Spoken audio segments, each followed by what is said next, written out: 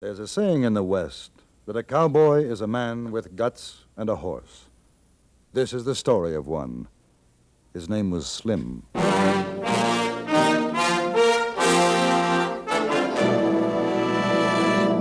Frontier Gentleman.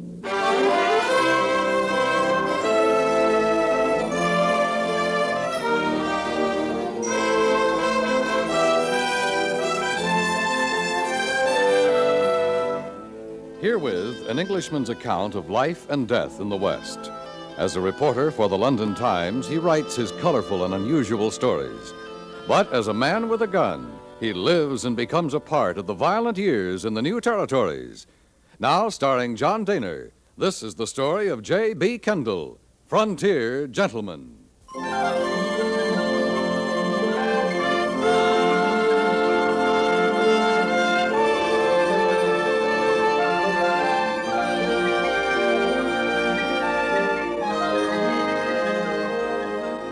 I had bought a horse in Cheyenne and was riding to Laramie in Wyoming Territory.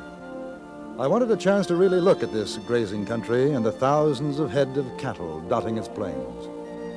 I rode north of the railroad tracks until the telegraph poles lining it were lost in a dusty haze. And I saw clouds, heavy and bronze, over the distant mountains. It was during the afternoon that I came upon the cowboy, a lean man of about 30, with a cigarette hanging from his lips. He was examining the right foreleg of his horse, and he looked up as I approached. Hello. Howdy. You need any help? That fool horse stepped in a gopher hole. Don't seem to be no spring, though. Fine-looking animal. He ain't a bad old buzzard head. Hey, you English? Yes. You a ranchman? No, a newspaper correspondent. Oh, thought maybe if you was a ranchman, you'd be looking for a hand. I'm sorry. You don't make no never mind. I'm chassaying over to Laramie. Figure I'll get me a job on one of them new layouts I hear tells open up. I'm bound for Laramie myself. You mind if I ride with you? Oh, I take it as real friendly. Then quit it, you moon-eyed son of a gun. Hold still.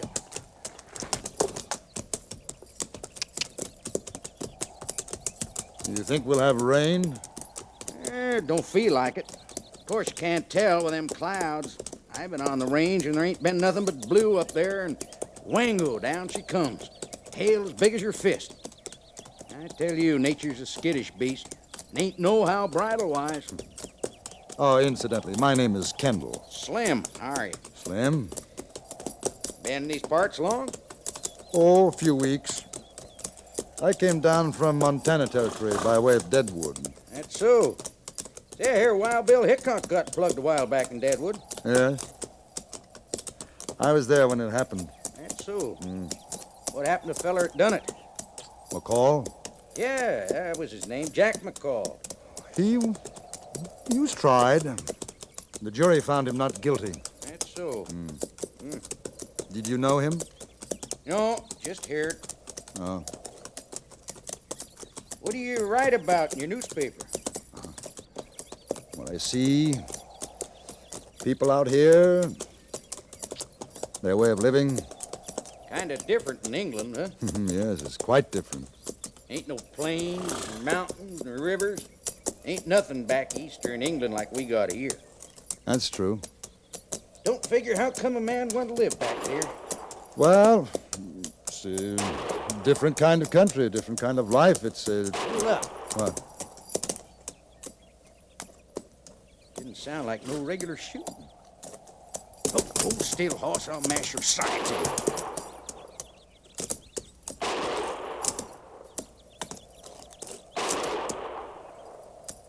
Seems to come from the hills. Yeah, reckon someone's in trouble. Let's go. A range of hills, low-lying, somber, about a mile to our north. It was from that direction we heard the shots. Slim's horse easily outdistanced mine, and by the time I reached the first slopes, the cowboy had disappeared into a canyon. Kendall, over here.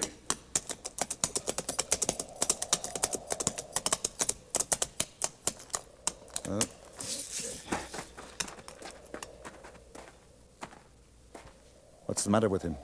Looks like he's been locking horns with some Indians. I was just riding up to him when I fell down. There's half an arrow in him.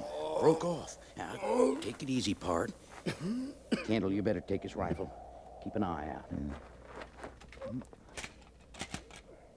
No shells in it. Arapahoes got it. Clara, Where? Where did they go? up a canyon trail. Wagon and horses. Clara.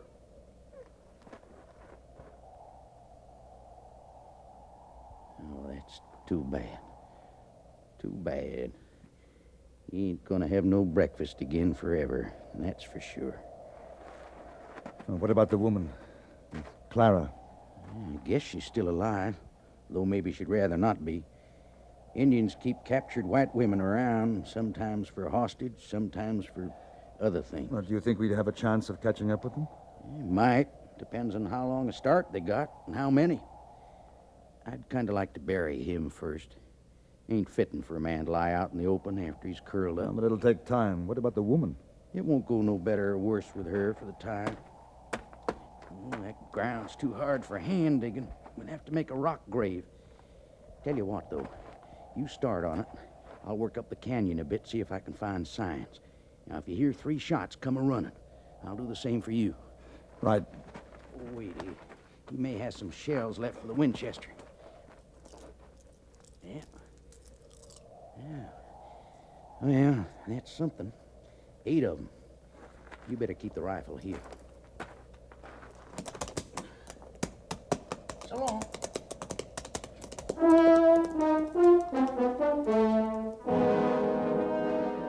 I began the task of burying the dead man.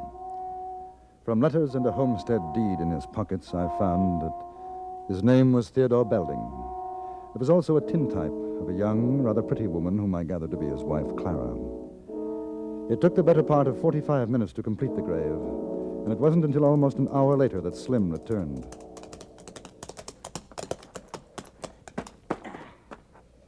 Yeah, I found the trail, followed it a way up. There was 4 Indians in the wagon. They cleared the wagon and left it burned. Took the horses, though, and the woman. What are our chances? Can you shoot? I'm fair. Well, I ain't done any trailing since 5 years back, but we ain't got nothing to lose. Be getting dark by and by. We'll keep going till light gives out. Do you know this country, Slim? Not much, but a man can read a lot of things from places he ain't been. Here. That's where they stopped the wagon, see? Oh, you mean those double-wheel ruts? Yeah. Must have ambushed him from over there. And the feller fell here. See the blood spots? Guess he made things hot for him for a spell. Were you an Indian scout, Slim? Yeah, for a while. Worked with Custer. Oh? What did you think of him? For him, I got a can of cuss words, and I best keep the lid on it. Yeah, we'll save our breath for breathing from here on. I want to be able to hear what there is to hear.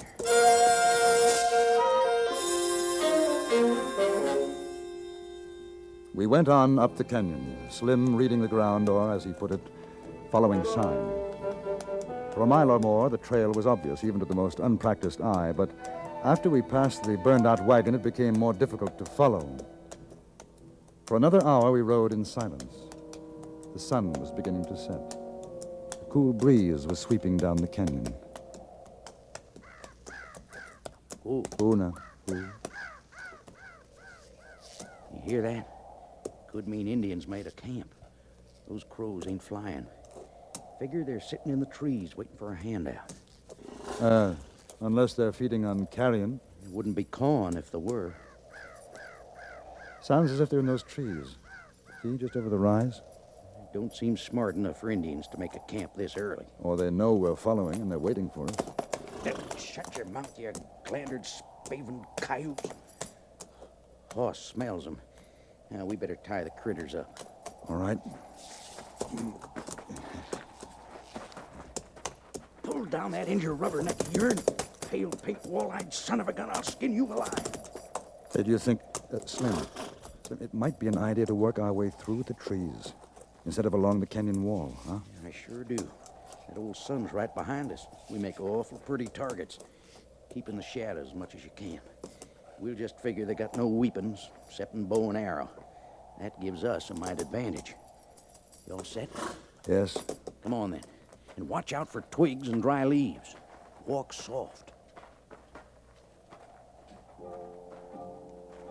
Ahead of us, through the trees and shrubs, lay the brow of the rise. We made our way upward until we were within 10 yards of the top. That's when I saw a glint in the sunlight and a trickle of sand moving down the slope toward us. Get down!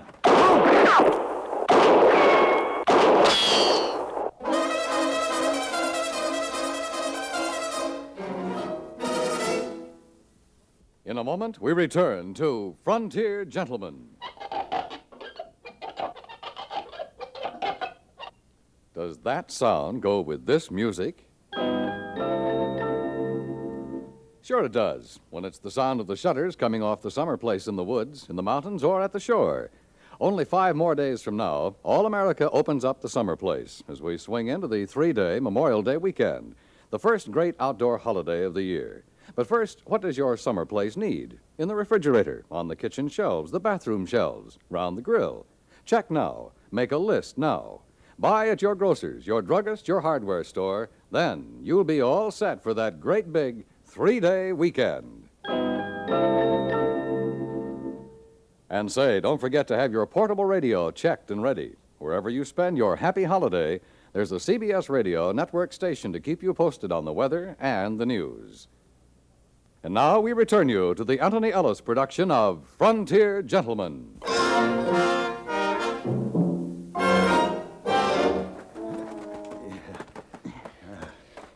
Phew. You got good eyes, Kendall. I sure could feel the sawdust in my beard that time. Where are they? Well, one of them's between the boulders, a little to the right of the clump of alders. There, you can see the rifle sight. Want to try a shot with a Winchester? No, not yet. Only 8 shells. We better save them. How many rounds you got for your gun? About 20. I got near the same. Say 50 rounds between guns and rifle. Not bad if it don't take too long. How many you figure we're shooting? 2, from the sound of it. Sharp's repeaters, that's for sure. Well, we sure cut a big gut that time. Seems to me the only thing to do now is to wait until it's dark. There's no other way to get at them without being seen. I'm wondering what our chances are after dark. We ain't in the best position. Might be we ought to pull back down canyon, wait for morning before we pick up the trail. And what about the woman? Well, if she's still alive, she knows there's help around. White man, come out from trees. We make medicine. Here's an Indian couldn't drive nails in a snowbank. He's trying to draw a fire. Locate us. Well, let him. You want to make medicine, Siwash? You come down here. Yeah, that came from the left, higher up. One of them must be in a tree. I think I can see him. Yeah, there's enough sticking out. No, gone now. Not on this side.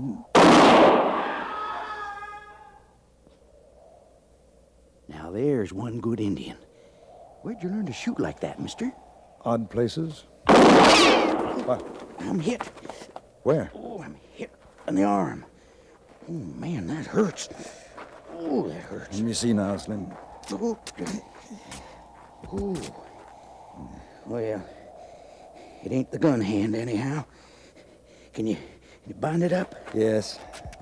Oh. Now keep down now. White man, you want white woman? We talk. Maybe you pay gold, get her back. Come down here. We'll talk. How does it feel now, Slim? Like a branding iron's inside. There's not too much bleeding, though. That's something. Sure wish we had more cover. I feel naked as a painted cat laying out here. White man, we come down talk. You shoot, woman die. What do you think? We might have 'em buffaloed. Let 'em come. But watch 'em for tricks. They got 100. Come down. We'll hold our fire. Only one of them. Now, if he ain't a setting duck against that sky. There's two more, though. They must be with the woman. Yeah, maybe. Keep your eyes peeled.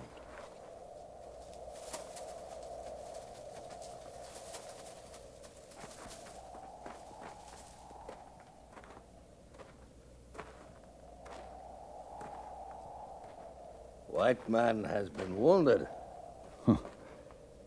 Indian has been killed. We are many. You are two. Climb down, Siwash. There were 4 of you, now there's 3. I am Little Knife, chief of the Arapaho. You're Little Knife, a renegade dog who steals women. Little Knife, not renegade. Fight with Crazy Horse. Little Knife, not steal woman, take woman. Like white man take Little Knife land. Maybe kill white woman. Like white man kill Indian woman and child. The war is over. There's no more killing on either side. White man say war is finished, not Indian. Quit your coyoting around the rim, Indian. What about the woman? You give me your guns, rifle, and gold. I give her to you. I'll see you hung up to dry first. Not our guns or rifles, but perhaps some gold. How much? How much you got? $100? Not enough. That's all there is. All guns and $100. No. I go back. Maybe you hear a woman die, then you pay. Maybe you don't go back, Siwash. What about that? Like all white man, break word of truce. You speak of honor and murder with the same breath? We can kill you all. We wait for night, then we kill. I got a finger it's itching right now to wait for nothing. Little Knife not afraid to die. Little Knife, you took the belongings in the white man's wagon. Return the woman, and we let you keep it all. That and $100 in gold. You'll let Little Knife keep what he already has. Not a trade. Listen, you double-distilled son of a gun. I seen a fair-sized anthill down the canyon away. How'd you like to be staked out? I make good offer. Woman for guns and $100. You say no, I go back now. Soon as the night, then we take your guns and the gold. The Indian turned and moved back up the slope. For a moment, I had an uncontrollable desire to shoot. Then I thought of the woman, of what would happen to her. I lowered the rifle. We shifted our positions a few yards to the right, and we lay there, waiting. And the darkness settled into the canyon. Funny thing. What? We ain't heard no sound from the woman. Yeah, I was thinking that myself. Wonder if she's all right. Well, should be better than 3/4 moon tonight. Coming up in a while. They gonna try something. It'll be afore the moon. Slim, I think we better sit back to back in case they circle around us. Yeah. I was just thinking. Wish I had me a drink of red-eye right now. I know a place in Dodge. I tell you, Kendall, a shot of that tornado juice would draw a blood blister on a rawhide boot. I'd like to see that. Shucks, that ain't nothing. Feller what runs the saloon, he serves a free snake with every drink.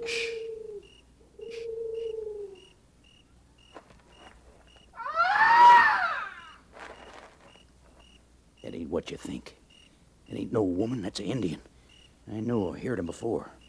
They want us to think it's her. Are you sure? I'll show you. Hey, you crow-bait dogs! Which one of you's a squaw?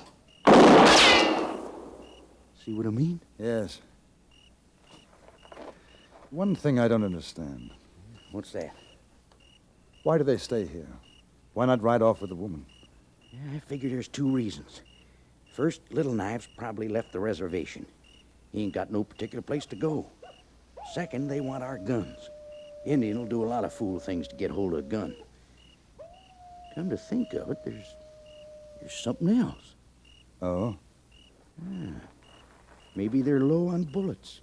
You reckon? Yes. It's quite possible. That's why they haven't attacked. Sure. Sure, they're using Sharp's repeaters. That feller's Winchester ain't the same caliber. So whatever shells they picked up in the wagon ain't worth a thing. In which case, we don't wait for them to attack us. I know what you're getting at, but it won't work. Why not? That wouldn't be no good. Not with this busted wing. Slim, you stay here. Cover me with the rifle. No, he'll hear you before you get 10 feet up the rise. Slim, I'll admit that I'm a comparative greenhorn in your territory, but I've had the dubious pleasure of slitting a number of throats under similar circumstances in India. Those chaps didn't hear me. I'll take my chances with these Arapaho. Well, you gonna use a knife? Oh, if I have to, yes. You sure are a funny kind of Englishman. Here, take the rifle. Mister, I sure hope you know what you're doing. So do I. I crawled out of the hollow and inched my way up the slope. I had seen the flash of the Indian's rifle and knew his approximate location. In the direction I was taking, I planned to reach the top of the hill some yards from where I had last seen him. It was slow. Then, as I raised my head over the summit, I saw the great orange glow of the rising moon, and silhouetted against it, the crouching form of an Indian, half turned from me, behind a boulder. I drew out my knife.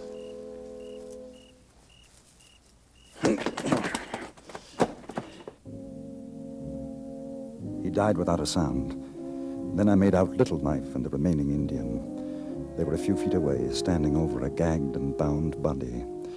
And in the constantly growing moonlight, I saw the chief bend down, the glitter of steel in his hand. This time I knew it would be a woman's scream I was going to hear. Little Knife!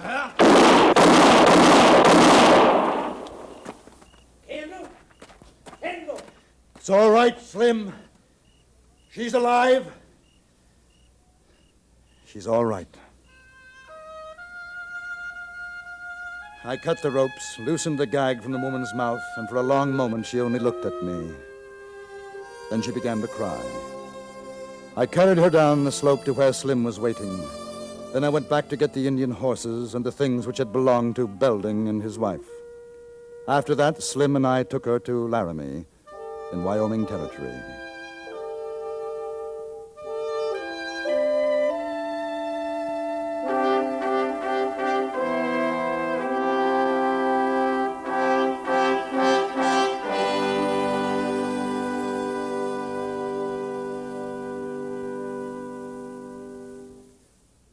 Frontier Gentleman was written, produced, and directed by Antony Ellis and stars John Dehner as J.B. Kendall.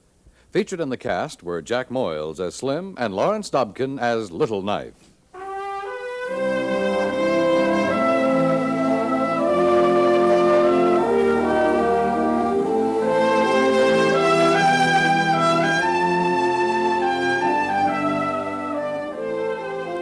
Join us again next week for another report from the Frontier Gentleman. Dan Cubberly speaking.